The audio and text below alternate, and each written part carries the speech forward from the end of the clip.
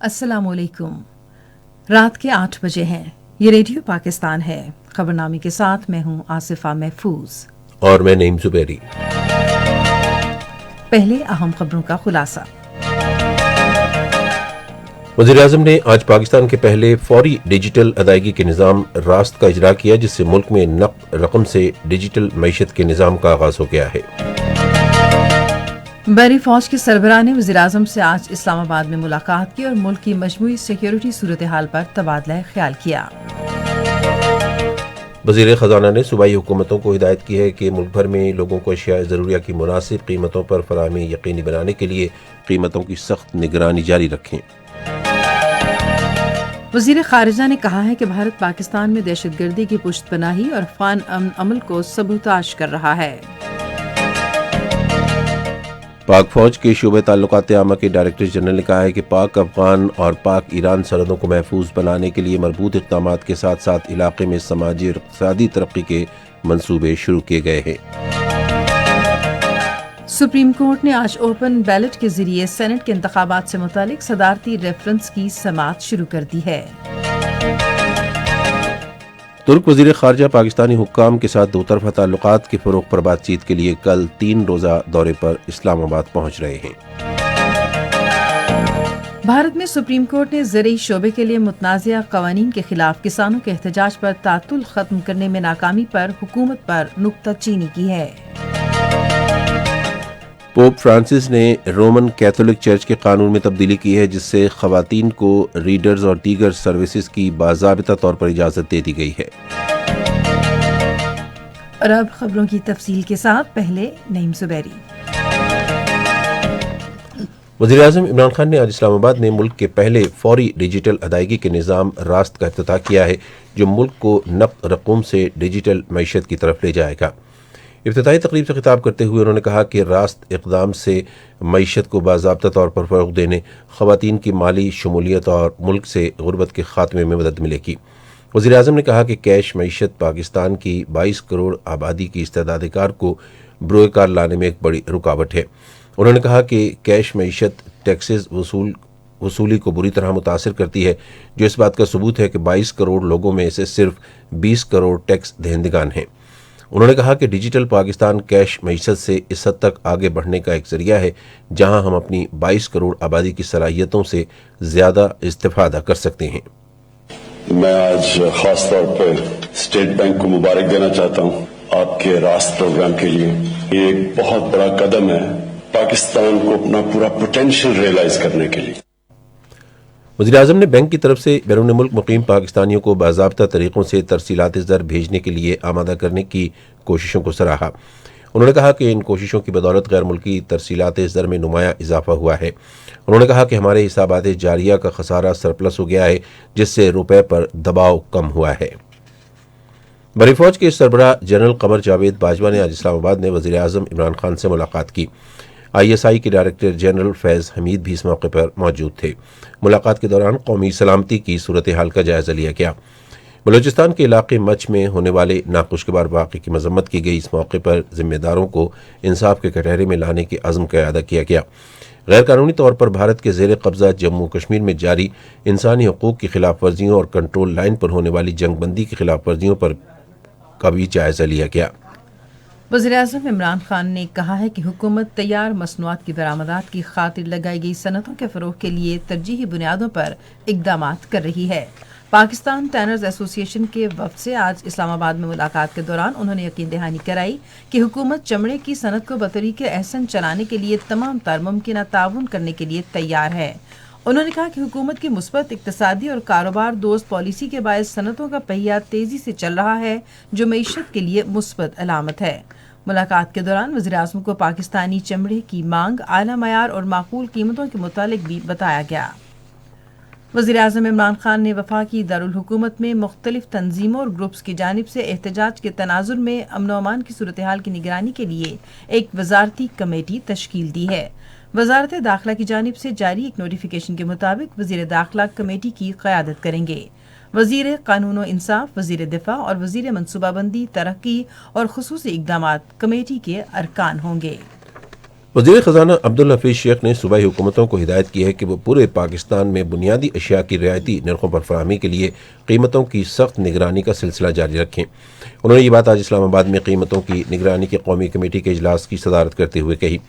National price monitoring committee نے اشیاء ضروریہ خصوصاً گندم، چینی، انڈوں اور خوردنی تیل کی قیمتوں کے رجحان کا جائزہ لیا۔ سیکرٹری خزانہ نے قیمتوں کی نگرانی کرنے والی قومی کمیٹی کو بتایا کہ صوبائی حکومتوں کی مربوط کوششوں کی بدولت گندم اور انڈوں کی قیمتوں میں کمی کا رجحان ہے۔ قومی تحفظ خوراک اور تحقیق کے وزیر سید فخر امام نے کمیٹی کو ملک میں گندم کے موجودہ ذخیرے کے بارے میں بتاتے ہوئے یقین دلایا کہ گندم کی رعایتی نرخوں پر بلا تعطل فراہمی یقینی بنانے کے لیے تمام ممکن اقدامات کیے جائیں گے۔ وزیر خارجہ شاہ محمود قریشی نے کہا ہے کہ بھارت پاکستان میں دہشت گردی میں تعاون کے ذریعے خطے کے امن کو شدید خطرات سے دوچار کر رہا ہے۔ انہوں نے ایک بیان میں عالمی برادری پر زور دیا کہ وہ بھارت کی جانب سے خطے کے امن کو نقصان پہنچانے کی مسلسل کوششوں کا نوٹس لے۔ وزیر خارجہ نے کہا کہ بھارت افغان امن عمل کو سبوتاژ کرنے کے لیے بھی کام کر رہا ہے کیونکہ وہ خطے میں امن و استحکام نہیں دیکھنا چاہتا۔ انہوں نے کہا کہ پاکستان ملک کے مفادات کے تحفظ کے لیے سفارتی سطح پر بھارت کے مذموم عزائم کو بے نقاب کرنے کے لیے پرعزم ہے۔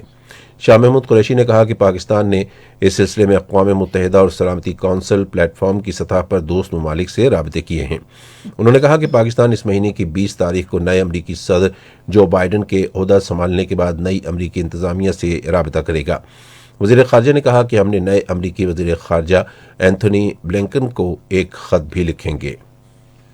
فوج کے شعبہ تعلقات عامہ کے director general major general Babar Iftikhar نے کہا ہے کہ بھارت دہشت گردی میں تعاون، معیشت کو ہدف بنانے، سفارتکاری کے استعمال، انتشار پھیلانے، کشمیر اور سماجی مسائل سمیت 6 شعبوں میں پاکستان کے خلاف ایجنڈے کو فروغ دینے میں ملوث ہے۔ انہوں نے آج راولپنڈی میں ایک نیوز کانفرنس سے خطاب کرتے ہوئے کہا کہ یورپی یونین کی ڈس انفو لیب میں انکشاف کیا ہے کہ بھارت کے اشارے پر پاکستان کے خلاف منظم پروپیگنڈا کیا جا رہا ہے۔ انہوں نے کہا کہ کشمیر میں بھارتی جارحیت کو ہوشیاری سے عالمی برادری سے چھپایا جا رہا ہے، جبکہ آرٹیکل 370 کے خاتمے کے حق میں ایک بے بنیاد پروپیگنڈا شروع کیا گیا ہے۔ انہوں نے کہا کہ یورپی یونین کے ارکان پارلیمنٹ کو ذاتی طور پر بھارت کے غیر قانونی زیر قبضہ جموں کشمیر کا دورہ کرنے کی دعوت دی گئی ہے، تاہم انہیں یورپی یونین کے نمائندے کے طور پر پیش کیا گیا۔ بابر افتخار نے سماجی مسائل کے حوالے سے کہا کہ اقلیتوں اور خواتین کے امور کے بارے میں یورپی یونین کے دستاویز کے ذریعے جھوٹا پروپیگنڈا کیا گیا۔ ان شعبوں میں پاکستان کے تشخص کو نقصان پہنچانے کی غرض سے یورپی پارلیمنٹس میں پاکستان مخالف قراردادیں پیش کی گئیں۔ انہوں نے کہا کہ یورپی یونین کی ڈس انفو لیب کی رپورٹ میں اس پاکستان مخالف مہم کو 1 سے 6 تک کے اسکیل پر 6 درجے پر رکھا گیا، جو بھارت کی طرف سے پھیلائی گئی اعلیٰ درجے کی غلط معلومات ہیں۔ انہوں نے کہا کہ رپورٹ کے نتائج فیصلہ سازوں کے لیے ایسے افراد اور حکومتوں پر جو بین الاقوامی اداروں کا غلط استعمال کرتی ہیں، فیصلہ سازوں پر اثر انداز ہوتی ہیں، پر پابندی عائد کرنے کے لیے تمام متعلقہ قوانین اور لائحہ عمل پر عمل درآمد کرنے کی اپیل کی ہے۔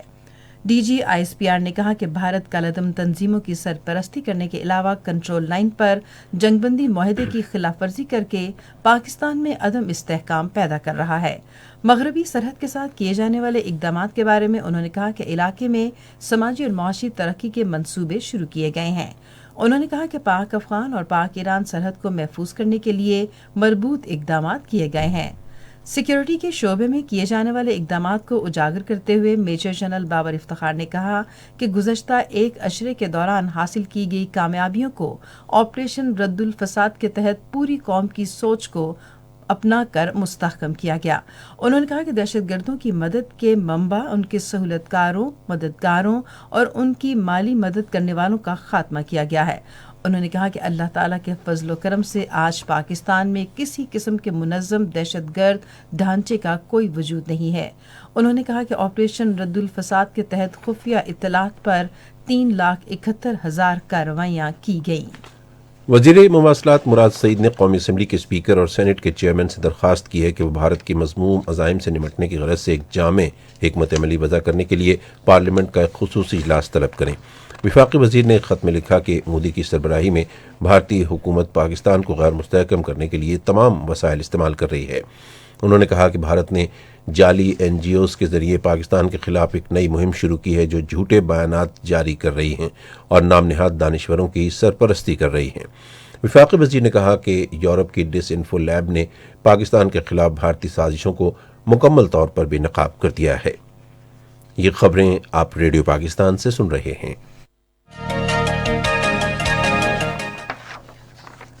چیف جسٹس گلزار احمد کی سربراہی میں سپریم کورٹ کے 5 رکنی بینچ نے کھلی رائے شماری کے ذریعے سینٹ انتخابات کے حوالے سے صدارتی ریفرنس کی سماعت کی۔ اٹارنی جنرل نے آج اپنے دلائل دیے۔ ریفرنس کی سماعت اب بدھ تک ملتوی کر دی گئی ہے۔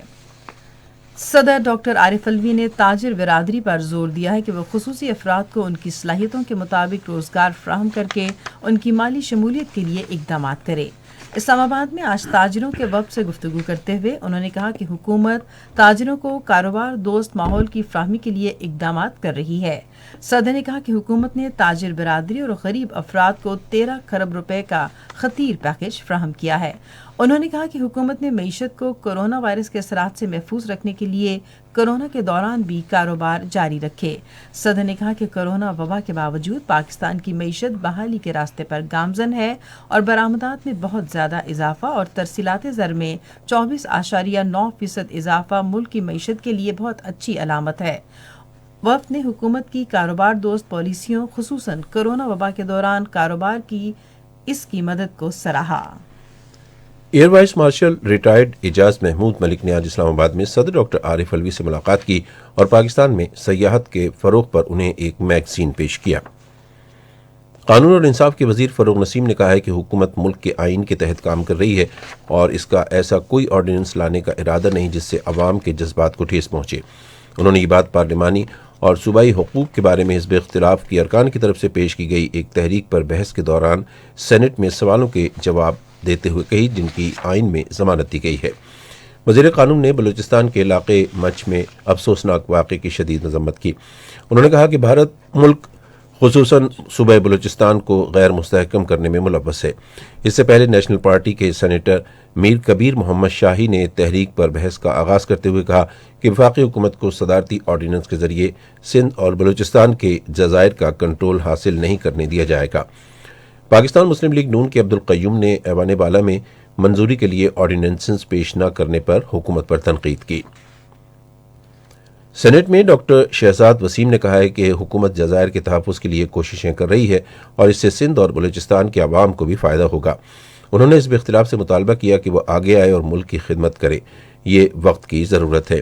پیپلز پارٹی کے سینیٹر رضا ربانی نے کہا کہ تمام ریاستی اداروں کے درمیان مذاکرات ہونے چاہیے کیونکہ ملک کو ترقی اور خوشحالی کی راہ پر ڈالنے کا یہی ایک طریقہ ہے۔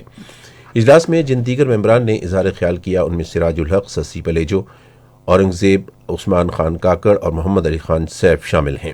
سینٹ کا اجلاس دوبارہ کل سپہر 3 بجے ہوگا۔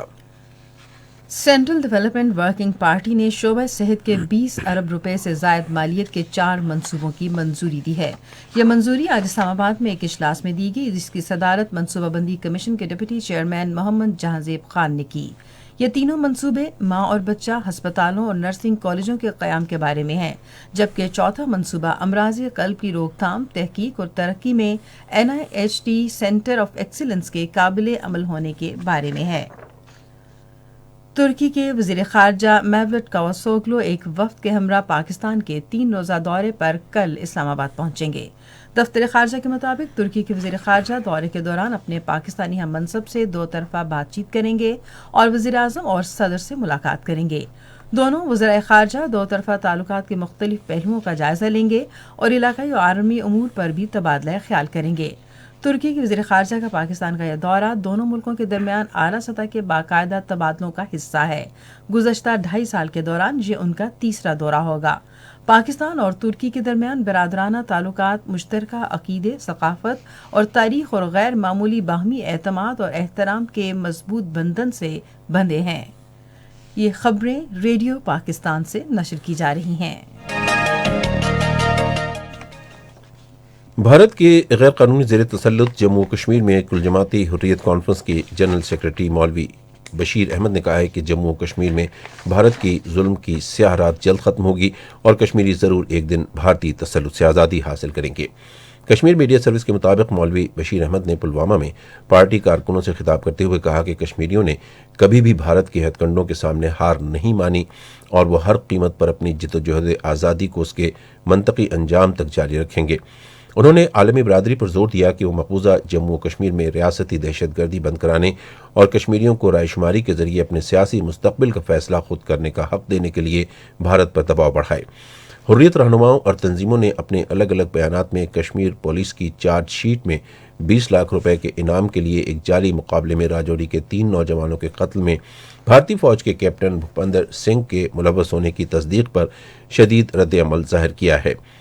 بار ایسوسی ایشن نے سری نگر میں ایڈوکیٹ نذیر احمد رونگا کی صدارت میں اپنی ایگزیکٹو کونسل کے اجلاس میں 30 دسمبر کو لاوے پورہ سری نگر میں بھارتی فوجیوں کے ہاتھوں 3 بے گناہ طلباء کے قتل کی تحقیقات ہائی کورٹ کے موجودہ جج کے ذریعے کرانے کا مطالبہ کیا ہے۔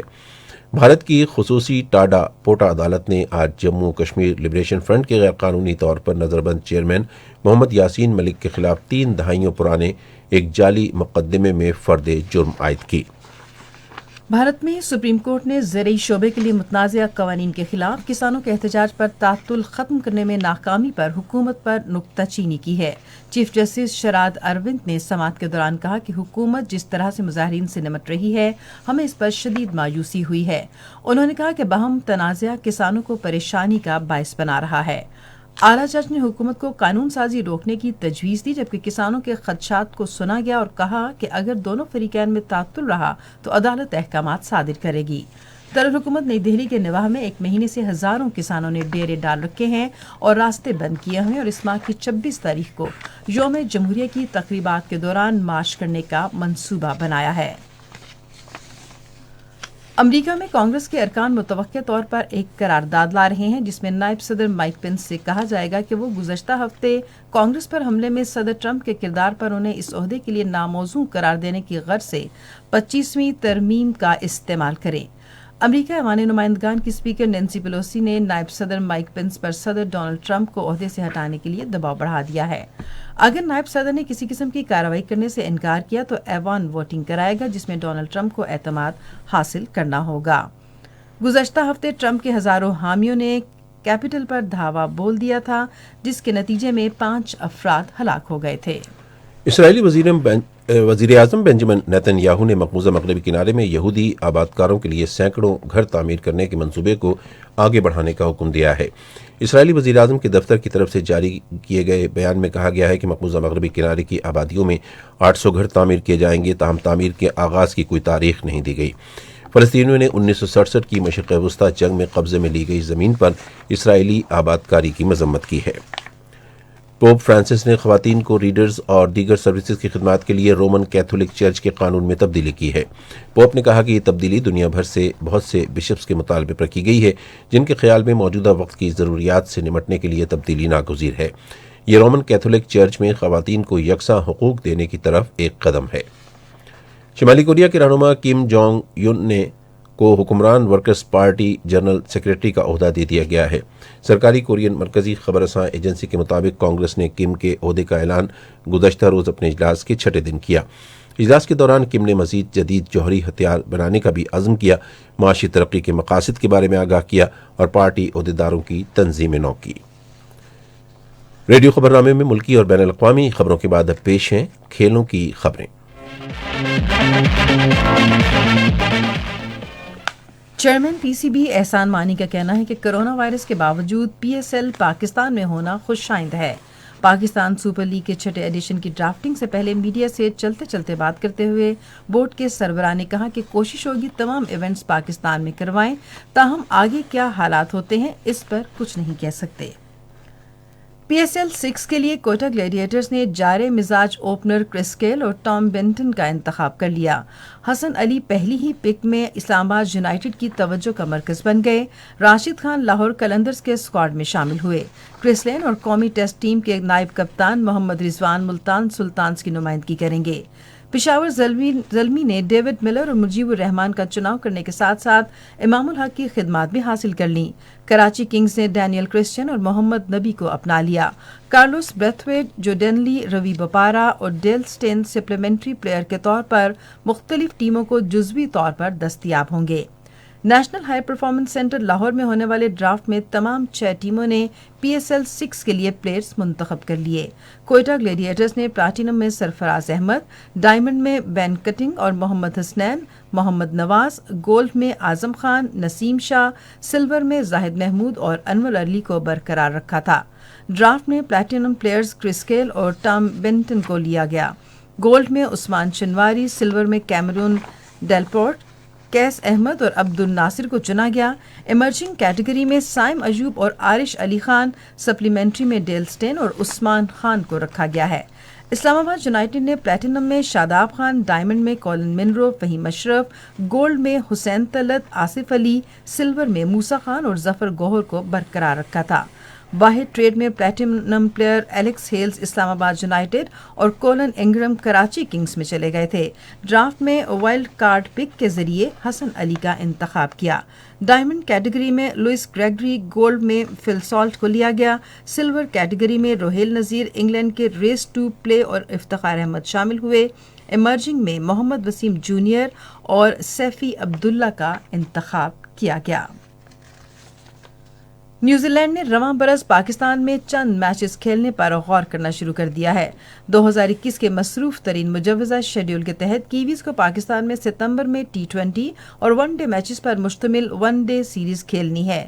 New Zealand cricket board corona virus کے باعث عالمی بحران کے باوجود اپنے ملک کا دورہ کرنے پر پاکستان کا ویسے ہی مشکور ہے اور ٹویٹر پر اس کا اظہار بھی کر چکا ہے۔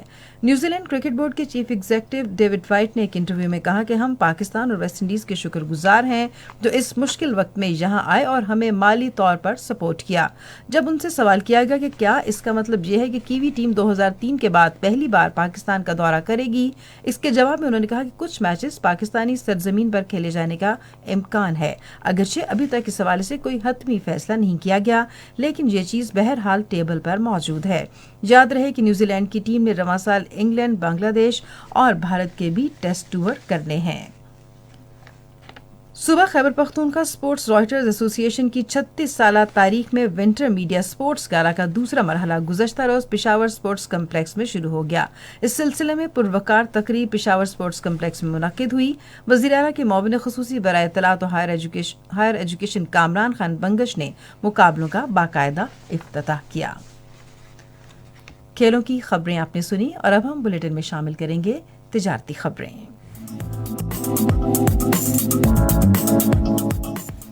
رواں مالی سال کے پہلے 6 ماہ میں 2205 ارب روپے سے زائد رقم ٹیکس قیمت میں جمع ہو چکی ہے۔ یہ بات وزیر اعظم عمران خان کی زیر صدارت ٹیکس اصلاحات پر ہونے والے جائزہ اجلاس میں دی گئی بریفنگ میں بتائی گئی۔ اجلاس میں دی گئی بریفنگ میں بتایا گیا کہ ٹیکس کے نظام میں متعدد اہم اصلاحات کے مثبت نتائج سامنے آئے۔ ٹیکس دہندگان کی تعداد میں اضافے کا رجحان دیکھنے میں آیا ہے۔ وصولی کے خودکار نظام کے ذریعے ٹیکس دہندگان کو مراعات اور سہولتیں دی جا رہی ہیں۔ بریفنگ میں یہ بھی بتایا گیا کہ نئے ڈیجیٹل نظام سے کرپشن اور ٹیکس چوری کو کم کیا جا سکے گا۔ رواں مالی سال کی پہلی 6 ماہی کے دوران سمندر پار مقیم پاکستانیوں کی جانب سے بھیجی گئی ترسیلات زر میں 24.9% اضافہ ہوا ہے۔ اسٹیٹ بینک آف پاکستان کے اعداد و شمار کے مطابق جاری مالی سال کے ابتدائی 6 ماہ میں جولائی تا دسمبر 2020 کے دوران ترسیلات زر کی وصولیاں 14.2 ارب ڈالر تک بڑھ گئیں۔ ایس بی پی کے مطابق امریکہ سے بھیجی گئی ترسیلات زر 159.2 ملین ڈالر کے مقابلے میں 230.2 ملین ڈالر، جبکہ برطانیہ سے رقم کی وصولی 229 ملین ڈالر کے مقابلے میں 326.9 ملین ڈالر تک بڑھ گئی۔ دبئی سے ترسیلات زر کی وصولی 456.6 ملین ڈالر، ابوظہبی سے 51 ملین، شارجہ سے 5.5 ملین، بحرین سے 40 ملین، کویت سے 64 اور قطر اور عمان سے 89 ملین ڈالر پاکستان بھیجے گئے ہیں۔ Pakistan standard and quality control authority نے 61 نئی مصنوعات کی لائسنسنگ کے لیے لائحہ عمل تیار کر لیا ہے۔ PSQCA نے اس حوالے سے خصوصی ٹیمیں تشکیل دے دی ہیں اور یونٹس کو نوٹس بھجوانا شروع کر دیے ہیں۔ حکام کے مطابق درخواست نہ دینے والے یونٹ کا اسٹاک ضبط کر لیا جائے گا اور پروڈکشن رکوا دی جائے گی۔ پاکستان اسٹاک ایکسچینج میں آج مندی کا رجحان دیکھا گیا کہ KSE 100 انڈیکس 48 پوائنٹس کی کمی کے بعد مارکیٹ کے اختتام پر 45,605 پوائنٹس پر بند ہوا۔ 696 ملین سے زائد حصص کا لین دین ہوا۔ آج مجموعی طور پر 415 کمپنیوں کے حصص کا لین دین ہوا۔ کولگیٹ پوم کمپنی کے حصص کی قیمتوں میں سب سے زیادہ 145 روپے کا اضافہ، جبکہ سیفائر ٹیکسٹائل کے حصص کی قیمتوں میں 47 روپے 61 پیسے کی کمی ہوئی۔ نیشنل بینک کے اعلان کے مطابق روپے اور دیگر غیر ملکی کرنسیوں کے درمیان شرح تبادلہ امریکی ڈالر قیمت خرید 158 روپے 55 پیسے اور قیمت فروخت 162 روپے 26 پیسے. پاؤنڈ اسٹرلنگ 214 روپے 6 پیسے 219 روپے 10 پیسے. یورو 192 روپے 99 پیسے اور 197 روپے 50 پیسے. سعودی ریال 42 روپے 25 پیسے اور 43 روپے 25 پیسے. آج کراچی میں 10 گرام سونے کی قیمت 97,051 روپے رہی. کراچی پورٹ ٹرسٹ پر گزشتہ 24 گھنٹے کے دوران 1,84,245 میٹرک ٹن سامان کی نقل و حمل ہوئی. یہ تھی اب تک کی تجارتی خبریں. اور اب کچھ خبریں فن کی دنیا سے متعلق. اردو زبان کے معروف شاعر اور سفر نامہ نویس ابن انشا کی 43ویں برسی آج منائی جا رہی ہے. ان کی زندگی کے نشیب و فراز کے حوالے سے ریڈیو پاکستان بہاولپور کے نمائندے سجاد پرویز کی یہ رپورٹ سنتے ہیں. ابن انشا کا شمار اردو کے ان مائناس قلمکاروں میں ہوتا ہے جنہوں نے نظم و نثر دونوں میدانوں میں اپنے فن کے جھنڈے گاڑے. ایک جانب وہ اردو کے ایک بہت اچھے شاعر تھے، دوسری جانب وہ مزاح نگاری میں بھی اپنا ثانی نہ رکھتے تھے اور کالم نگاری اور سفر نامہ نگاری میں ایک نئے اسلوب کے بانی تھے. ابن انشا کا اصل نام شیر محمد خان تھا. وہ 15 جون سن 1927 کو جالندھر میں وہ ایک طویل عرصے تک نیشنل بک کونسل کے ڈائریکٹر رہے. ابن انشا کا پہلا مجموعہ کلام چاند نگر تھا. اس کے علاوہ ان کے شعری مجموعوں میں اس بستی کے ایک کوچے میں اور دل وحشی شامل ہیں. فرض کرو ہم اہل وفا ہوں، فرض کرو دیوانے ہوں، فرض کرو یہ دونوں باتیں جھوٹی ہوں افسانے، فرض کرو یہ جوگ بجوگ کا ہم نے ڈھونگ رچایا ہو، فرض کرو بس یہی حقیقت باقی سب کچھ. انہوں نے اردو ادب کو کئی خوبصورت سفرنامے بھی عطا کیے جن میں آوارہ گرد کی ڈائری، ابن بطوطہ کے تعقوب میں اور نگری نگری پھرا مسافر شامل ہیں. اس کے علاوہ ان کی دیگر کتابوں میں اردو کی آخری کتاب اور باتیں انشا جی کی قابل ذکر ہیں. زندگی کے آخری ایام میں حکومت نے انہیں انگلستان میں تعینات کر دیا تھا تاکہ وہ اپنا علاج کروا سکیں، لیکن سرطان کے بے رحم ہاتھوں نے اردو ادب کے اس مائناز ادیب کو ان کے لاکھوں مداحوں سے جدا کر کے ہی دم لیا. ابن انشا کا انتقال 11 جنوری سن 1978 کو لندن کے ایک اسپتال میں ہوا اور انہیں کراچی میں دفن کیا.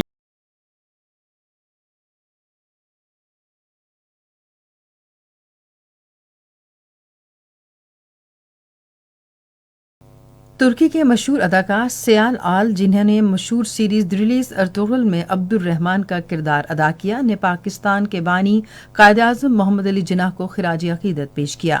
سیال نے، جو اس وقت اسلام آباد میں ہے، شکر پڑیاں اسلام آباد میں واقع پاکستان یادگار کا دورہ کیا اور قائد اعظم کی تصویر کے ساتھ ایک تصویر شیئر کی. انہوں نے کہا کہ محمد علی جناح ان ہیروز میں سے ایک ہیں جنہوں نے مجھے متاثر کیا. انہوں نے محمد علی جناح کو وفادار، سچے مسلمان، عظیم قائد اور ترک دوست قرار دیا. انہوں نے بانی پاکستان کے لیے فاتحہ خوانی کی. بلیٹن میں اب ہم شامل کریں گے سائنس کی دنیا سے کچھ خبریں. دنیا بھر میں فون سے رابطے اور ویڈیو کالنگ کی مشہور واٹس ایپ نے اپنے نئے پیغام میں کہا ہے کہ وہ 8 فروری سے اپنے لگ بھگ 2 ارب صارفین کا ڈیٹا اپنی مرکزی کمپنی فیس بک سے شیئر کرے گی. اس ڈیٹا میں آپ کے کوائف، محل وقوع اور شاید دوستوں کے نمبر تک شامل ہو سکتے ہیں. واٹس ایپ نے سال کے آغاز پر اپ گریڈیشن کے ساتھ نئی شرائط بھی جاری کی ہیں.